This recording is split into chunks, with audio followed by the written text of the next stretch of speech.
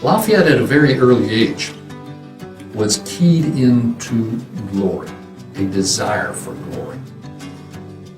We need to think that through just a little bit because it's important. Lafayette was important, and glory had a totally different connotation then than it does now. And Laura Riccio, in her book, Marquis Revisited, she talks about this idea. And she goes to a 1762 French dictionary to get glory defined. Glory is reputation garnered through virtue, merit, great qualities, good actions, and beautiful works. Synonyms are honor, esteem, praise. Glory was its own reward.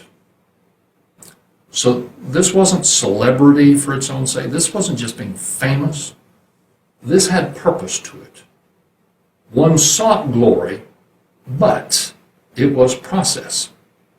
It was to serve community in some fashion and then recognition for achieving that purpose.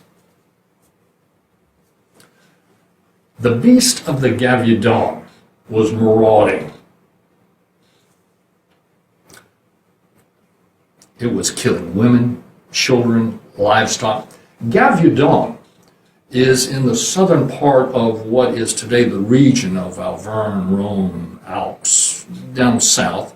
Mostly it's in the department of Lozère, L-O-Z-E-R-E. You remember Haute-Loire is up where Auvergne is, Lozère is down south. This is where Gavaudan was. This beast was marauding mostly down in Gavaudan, the beast of the Gavaudan. But no one had really seen it. I mean, was it a pack of wolves? Was it a hyena? Nobody knew. Was it a disenchanted Protestant? Was it a Catholic? Nobody knew. Even the king's royal hunters got involved, got in on the act. Lafayette remembers, so he would have been about 8. This was 1764, 1767, about 8 years old. Lafayette remembers roaming the countryside, these volcanic mountains and the forests, hoping that he would encounter the beast of the Gavaudan, hoping that he would come face to face with it, and then in his mind, taking it down to wild public acclaim. This whole idea of glory. He never encountered the beast. Nobody's sure exactly what the beast was to this day. It's interesting that a local newspaper account recorded a hunter encountering the beast and so frightened, pivoted and ran. Here's the catch. The newspaper attributed the name of the hunter as Lafayette. Our Lafayette was mortified. He couldn't believe it. That someone with the name Lafayette, surely it must have been a mistake. That they could have been so cowardly, he could not believe it. Lafayette sat down and wrote a letter to the editor. It was scathing. Fortunately, his more sanguine aunts didn't send the letter.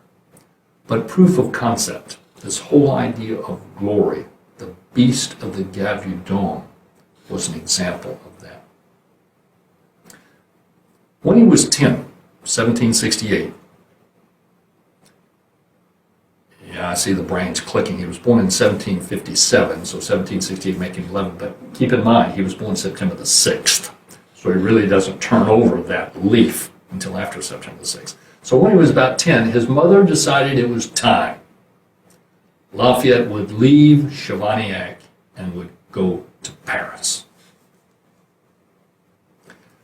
Our Lafayette was accustomed to people in Chavagnac doffing their hats, being respectful, giving him the time of day. Our Lafayette was accustomed to free range, imagination and creativity amongst these volcanic hills given free rein. For 10 years, he had had the run of the chateau and of these volcanic mountains.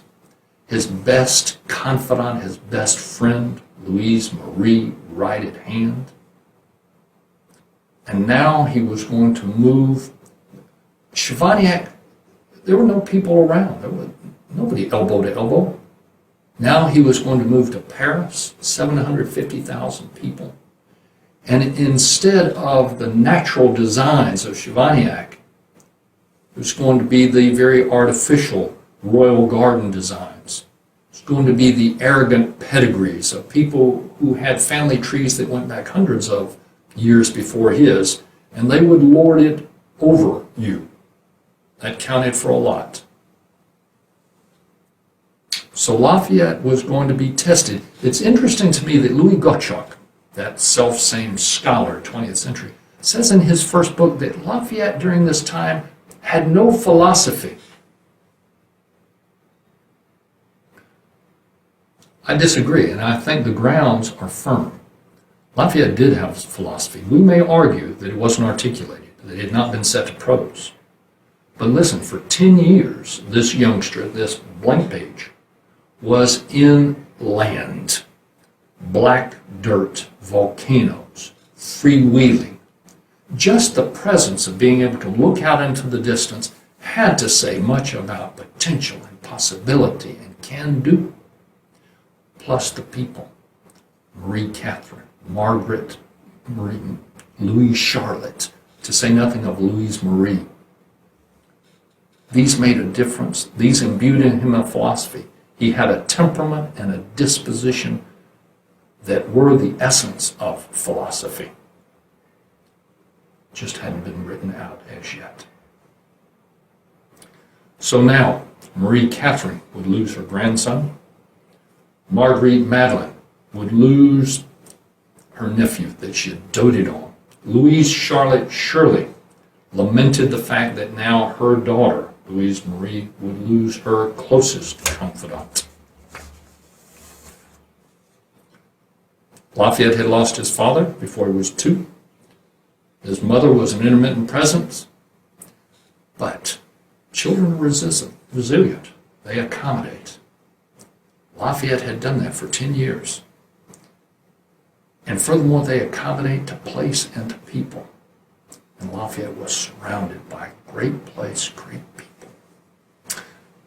He lived on volcanic rock. The people were few. Cows, pigs, sheep, just everywhere. Free reign. Sausages, cheeses, and lentils. This was table fare in Chivoniak. Now he's going to move to Paris. Major life-changing event. It was something our Lafayette, a prospect, he was not excited about. This is Living Lafayette, to discover, to inform, and to entertain. Till next time.